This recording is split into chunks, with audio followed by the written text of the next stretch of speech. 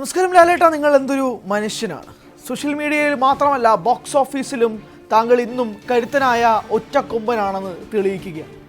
എമ്പുരാൻ, തുടരും, ഇപ്പോൾ feel good ചിത്രമായ ഹൃദയപൂർവ്വം, ഈ 3 പടങ്ങളും 50 കോടി അടിച്ച് ബോക്സ് ഓഫീസിൻ്റെ മണ്ടയിലോട്ട് കയറ്റി വെച്ചേക്കാണ് ലാലേട്ടൻ.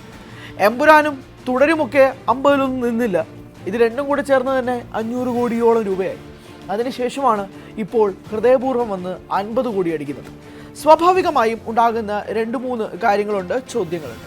ഒരു ഫീൽ ഗുഡ് സിനിമ സ്വാഭാവികമായും OTTയിൽ നിറഞ്ഞു നിൽക്കുന്ന ഒരു കാലഘട്ടത്തിൽ എല്ലാവരും ഇപ്പോൾ എന്തിനാണ് തിയേറ്ററിൽ പോകുന്നത്? ഫീൽ ഗുഡ് പടങ്ങളൊക്കെ തിയേറ്റർ ഡിമാൻഡ് ചെയ്യുന്ന സിനിമകളാണോ? അതിനൊക്കെ ഞങ്ങൾ OTT സബ്സ്ക്രൈബ് ചെയ്തിട്ടുണ്ടല്ലോ, അപ്പോൾ OTTയിൽ 1 മാസം കഴിഞ്ഞ് വന്ന് കാണും. കുടുംബത്തോടൊപ്പം ആ സബ്സ്ക്രിപ്ഷൻ പാനൽ അങ്ങ് ഓണാക്കിയിട്ട് എല്ലാവരും കൂടെ ചേർന്ന് കണ്ടാൽ പോരെ എന്ന് ചിന്തിക്കുന്ന കാലഘട്ടത്തിൽ ലാലേട്ടനാണെങ്കിൽ അതൊരു ആക്ഷൻ ഡ്രാമയായാലും, അതൊരു റൊമാൻറ്റിക് പടമായാലും, അതൊരു ഫീൽ ഗുഡ് സിനിമയായാലും മലയാളികൾ തിയേറ്ററിൽ പോയി തന്നെ കാണും എന്നതിൻ്റെ ഏറ്റവും ഒടുവിലത്തെ ഉദാഹരണമാണ് ഹൃദയപൂർവ്വം.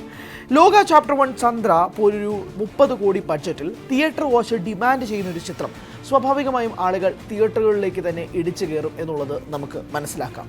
പക്ഷേ യാതൊരു രീതിയിലും തിയേറ്റർ വാച്ച് ഡിമാൻഡ് ചെയ്യാത്ത OTTയിലോ ഒറ്റയ്ക്കിരുന്നോ മാറിയിരുന്നോ ഒക്കെ കാണാൻ കഴിയുന്ന ഹൃദയപൂർവ്വം പോലൊരു ഫീൽ ഗുഡ് ഫാമിലി സിനിമ OTTയിൽ തന്നെ കണ്ടാലും തിയേറ്ററിൽ കണ്ടാലും യാതൊരു വ്യത്യാസവും ഇല്ലാത്തൊരു സിനിമ, അത് തിയേറ്ററിൽ പോയി ആളുകൾ ഇടിച്ചു കയറി കാണുമ്പോഴാണ് മോഹൻലാൽ എന്ന നടൻ്റെ കേപ്പബിലിറ്റി അല്ലെങ്കിൽ ബോക്സ് ഓഫീസ് പവർ എന്താണെന്ന് പ്രേക്ഷകർക്ക് മനസ്സിലാക്കുന്നത്.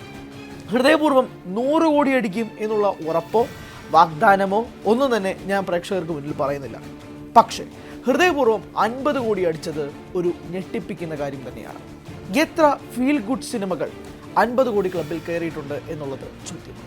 മലയാളത്തിൽ നിന്ന് 12ാമത്തെ 100 കോടി സിനിമയാണ് ലോക കഴിഞ്ഞ ദിവസം നേടിയത്. 50 കോടികൾ ഇതിനു മുൻപും മലയാള സിനിമയിൽ ഉണ്ടായിട്ടുണ്ട്. അതിൽ എത്ര എണ്ണം ഫീൽ ഗുഡ് സിനിമയുണ്ടെന്ന് പ്രേക്ഷകർക്ക് പറയാൻ സാധിക്കും. അവിടെയാണ് മോഹൻലാൽ എന്ന നടൻ്റെ റേഞ്ചും മോഹൻലാൽ എന്ന നടൻ്റെ ക്രൗഡ് പുള്ളിങ്ങും മനസ്സിലാക്കുന്നത്. ലാലേട്ടൻ്റെ സ്ലീപ്പർ സെൽസ് എന്ന് പറയുന്നത് തിയേറ്റർ വാച്ച് ഡിമാൻഡ് ചെയ്യുന്നവർ മാത്രമൊന്നുമല്ല, അത് ലാലേട്ടനെ ഒന്ന് സ്ക്രീനിൽ കാണാൻ വേണ്ടി മാത്രം ആഗ്രഹിക്കുന്ന ഒരു വലിയ വിഭാഗം പ്രേക്ഷകരുമുണ്ട്.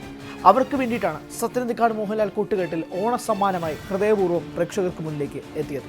ഹൃദയപൂർവ്വം എന്ന സിനിമയുടെ റിവ്യൂവിൽ പോലും ഞാൻ പറഞ്ഞിരുന്ന കാര്യം, ഈ സിനിമ എനിക്ക് വളരെയധികം ഇഷ്ടപ്പെട്ടു.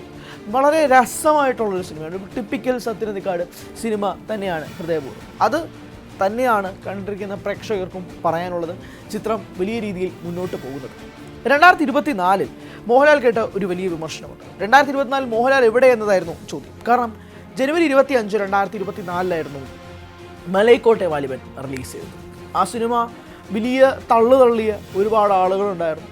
പക്ഷേ സിനിമ തിയേറ്ററിലേക്ക് വന്നപ്പോൾ വേറൊരു രീതിയിലുള്ളൊരു സിനിമയായിരുന്നു അത്. അതുകൊണ്ട് തന്നെ ആ സിനിമയ്ക്ക് ആ സമയത്ത് തിയേറ്ററുകളിൽ വലിയ ആളുകളെ കയറ്റാൻ സാധിച്ചില്ല. സിനിമ പരാജയമായി. അതിനുശേഷം 12 മാസങ്ങൾക്കിപ്പുറം ഡിസംബറിൽ 2024 ഡിസംബർ 25 ലാലേട്ടൻ തന്നെ സംവിധാനം ചെയ്ത ബറോസ് എന്ന സിനിമ തിയേറ്ററുകളിലേക്ക് എത്തി. ലാലേട്ടൻ ആരാധകരെ പോലും വിഷമിപ്പിക്കുന്ന രീതിയിലാണ് ആ സിനിമ തിയേറ്ററിൽ ബോക്സ് ഓഫീസിൽ മാറിയത്. ഒരു പരാജയമായിട്ടായിരുന്നു ആ ചിത്രം മാറുകയും ചെയ്തത്. ഇങ്ങനെ ഈ 2 സിനിമകൾ കൊണ്ട് 2024 മോഹൻലാൽ എന്ന നടനെ നിങ്ങൾ വിലയിരുത്തിയിട്ടുണ്ടെങ്കിൽ നിങ്ങൾക്ക് തെറ്റി എന്നത് തെളിയിക്കുന്ന വർഷമായിരുന്നു 2025. എമ്പുരാനിൽ തുടങ്ങിയ ലാലേട്ടൻ്റെ തേരോട്ടം അതിനുശേഷം പോയത് തുടരുമിലേക്കാണ്. അതിനുശേഷം ഹൃദയപൂർവ്വത്തിനിടയിൽ വേറൊരു സംഭവം കൊണ്ടുണ്ടായി. ഛോട്ടാ മുംബൈ എന്ന ചിത്രത്തിൻ്റെ റിലീസ്. അതുപോലും തിയേറ്ററിൽ പ്രേക്ഷകർ ആഘോഷമാക്കി. എത്രയോ വട്ടം TV-യിൽ വന്ന് നമ്മൾ എത്രയോ വട്ടം കണ്ടിട്ടുള്ള സിനിമ തിയേറ്ററിൽ പോയി എല്ലാവരും ഒപ്പം ഒരു ഉത്സവ മൂഡിലാക്കി ആ സിനിമ മാറ്റുകയും ചെയ്തു. കഴിഞ്ഞ ദിവസം തിരുവോണ നാളിൽ വൈകുന്നേരം 6 മണിക്ക് രാവണപ്രഭു എന്ന ചിത്രത്തിൻ്റെ ട്രെയിലറും കൂടി പുറത്തുവിട്ടു. മാറ്റിനോവാണ് പുറത്തുവിട്ടത്. ആ സിനിമയും കൂടി തിയേറ്ററുകളിലേക്ക് വരുമ്പോഴേക്കും റിലീസുകളുടെ മറ്റൊരു മുഖം കൂടി നമുക്ക് കാണാൻ സാധിക്കുന്നത് അനുമാനിക്കണം. കാരണം സ്ഫടികവും ഇതുപോലെ ഛോട്ടാ മുംബൈയും ഒക്കെ തന്നെ തിയേറ്ററുകളിൽ വലിയ വിജയമാക്കി മാറ്റിയ പ്രേക്ഷകർ രാവണപ്രഭു പോലൊരു മാസ് മസാല എൻ്റർടൈനർ സിനിമ തിയേറ്ററുകളിലേക്ക് റിലീസ് ചെയ്യുമ്പോൾ ഉറപ്പായും പ്രേക്ഷകർ തിയേറ്ററുകളിലേക്ക് പോകുമെന്ന കാര്യത്തിൽ തർക്കമൊന്നുമില്ല. അങ്ങനെ മോഹൻലാൽ തൻ്റെ വർഷമാക്കിയതല്ല, തൻ്റെ ജനറേഷനാക്കി മാറ്റുകയാണ് എന്നതാണ് വാസ്തവം. മോഹൻലാൽ എന്ന നടൻ 2025 എന്ന വർഷത്തെ കടത്തിവെട്ടാൻ ഒരു മനുഷ്യനും സാധിക്കുന്നില്ല എന്നുള്ളതിന് ഏറ്റവും ഉദ്വിലത്തെ ഉദാഹരണം കൂടിയാണ് ഹൃദയപൂർവ്വം. കാരണം ആ നടൻ ബോക്സ് ഓഫീസിൽ നിന്ന് ഈ വർഷം മാത്രം നേടി എത്രയെന്നറിയോ? 600 കോടി രൂപയാണ് പ്രേക്ഷകരെ. 600 കോടി രൂപ. നിങ്ങൾക്ക് ഊഹിക്കാൻ പറ്റുമോ? 600 crore rupees. ഒരു വർഷം ആ ഇൻഡസ്ട്രി മുഴുവൻ നേടുന്ന ചിലപ്പോൾ തുക 600 കോടി രൂപയായിരിക്കും. അവിടെ നിന്നുകൊണ്ടാണ് ഒരു മനുഷ്യൻ 600 കോടി രൂപ മലയാള ഫിലിം ഇൻഡസ്ട്രിക്ക് വേണ്ടി മാത്രം കോൺട്രിബ്യൂട്ട് ചെയ്യുന്നത് എന്നതുകൂടി ഓർക്കുക. വരാനിരിക്കുന്ന പ്രോജക്ട്സ് പോലും ഒരുപാട് പ്രതീക്ഷകൾ നൽകുന്ന പ്രോജക്റ്റുകളാണ് മോഹൻലാൽ തരാനുള്ളത്. ഒന്നാമത്തത് ഓസ്റ്റിൻ ഡാൻ തോമസിൻ്റെ സംവിധാനത്തിൽ മോഹൻലാൽ പോലീസ് വേഷത്തിലെത്തുന്ന സിനിമ.